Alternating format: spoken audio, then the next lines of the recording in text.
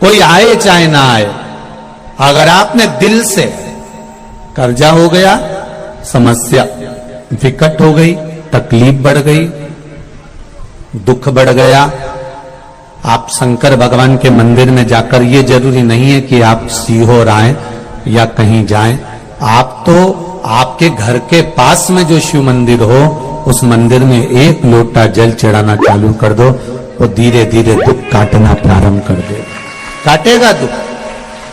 बस जल चढ़ाने का एक नियम है शिव जी का।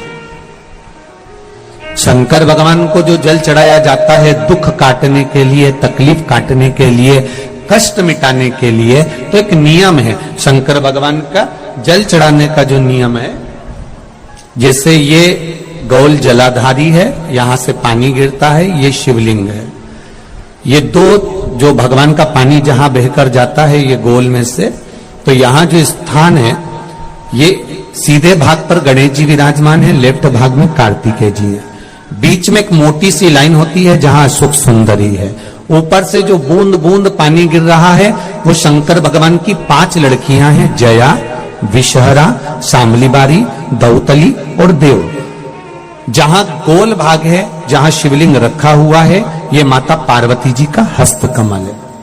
हेलो जिसको पीठिका कहते हैं। हमारे यूट्यूब चैनल में प्रदीप मिश्रा जी महाराज की पुराण कथा जानने के लिए जल चढ़ाने का नियम है, जब हमारे ऊपर दुख होता है, तकलीफ होती है, कष्ट होता है, बड़ी दिक्कत परेशानी होती है, तो हम जल चढ़ाते हैं। तो उस जल को चढ़ाने का नियम है, पहले गणेश जी का स्थान, कार्तिकेय का स्थान, अशोक सुंदरी की जगह, फिर माता पार्वती की पीठिका, उसके बाद जलाधारी को स्मरण कर कर जल धीरे धीरे शंकर भगवान पर छोड़ा जाता है। जब धीरे धीरे शिव जी पर जल चढ़ाएं, उसके बाद में आप अपने मन की कामना जब जल चढ़ाते जाएं और बाबा से कहते जाएं, बाबा रोज कामना कहने की जरूरत नहीं है, एक बार आप कामना करो और उसके बाद जल चढ़ाना प्रारंभ करो, और उसको कहना जरूर, तेरे दरबार से कोई खाली नहीं गया मेरे शंभू, मैं नहीं जानती, मैं तो इतना जानती हूं कि कंकर शंकर है और तू सुनता जरूर है। ब्रह्मा ब्रह्म लोक में है, भगवान विष्णु वैकुंठ लोक में है, पर मृत्यु लोक में मेरा देवाधिदेव महादेव है, मेरी सुनेगा जरूर। और बाबा से विनय कर कर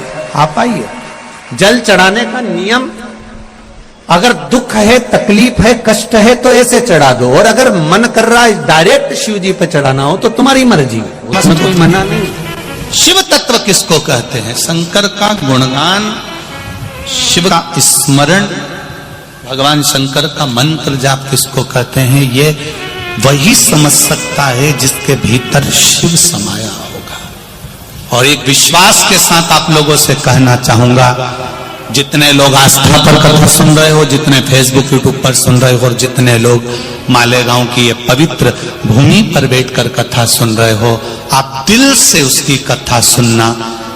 इस वाणी का, हेलो दोस्तों, आपका स्वागत है इस व्यासपीठ का प्रदीप मिश्रा जी के शिव पुराण एक कथा जानने के लिए हमारे चैनल को शब्द हो सकता है।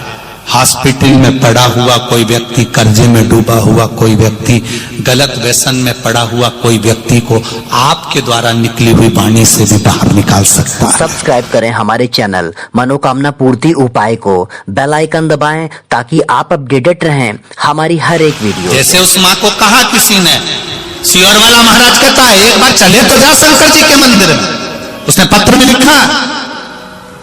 जब वो सियोर वाला महाराज कहता है, चिल्ला चिल्ला कर कहता है, एक लोटा जल सारी समस्या का हल, तो जा। 7 साल में उस बच्चे की वाणी वापिस आ सकती है जो वाणी नहीं थी।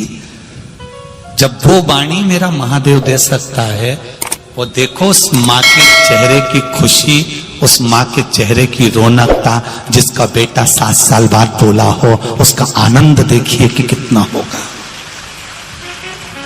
कितना आनंद होगा। एक बात और अच्छे से समझ लीजिए, जो बच्चे चिड़चिड़े होते हैं, चाहे घर में बेटे हों, बहुएं हों, सास हो, ससुर हो, परिवार में छोटे छोटे बच्चे हों, चिड़चिड़ प्रवृत्ति करते हों या चिड़चिड़ा स्वभाव हो, जरा जरा सी बात में क्रोध आ जाता हो, बोलने का भान नहीं रह पाता हो, शब्दों के बाण चलते हो, तो महाराज प्रदोष के दिन, प्रदोष काल में बेलपत्री के पेड़ के नीचे एक जो पत्ता आपके पास में हो, पान का मिल जाए तो पान का, पीपल का मिल जाए तो पीपल का, बेलपत्र का मिल जाए तो बेलपत्र का, उस पत्ते पर मात्र थोड़ा सा शहद हेलो दोस्तों, आपका स्वागत है हमारे यूट्यूब चैनल और 7 दाने चावल पुराण कथा जानने के लिए हमारे चैनल को सब्सक्राइब करें। घी का दिया लगा दो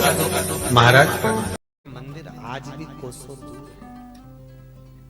द्वारकापुरी के अंदर द्वारकाधीश के मंदिर के भीतर रुक्मणी जी का मंदिर नहीं है, बहुत दूर रुक्मणी जी का मंदिर है। कौसो इसको बाहर निकाल दे।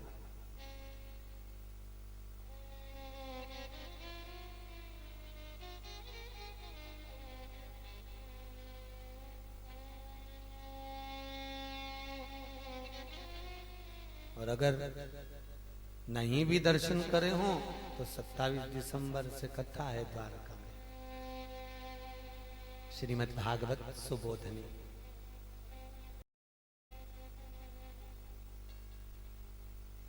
आप लोग भी सुनिएगा, पधारिए। द्वारकापुरी में होगी, 27 दिसंबर से चालू है। हैदराबाद के महेश्वरी समाज करा रहा है। तो द्वारकाधीश के मंदिर से रुक्मणी जी का मंदिर कोसों दूर है, मात्र हसदी है, और वो भी भगवान शिव के इष्ट पर हसदी।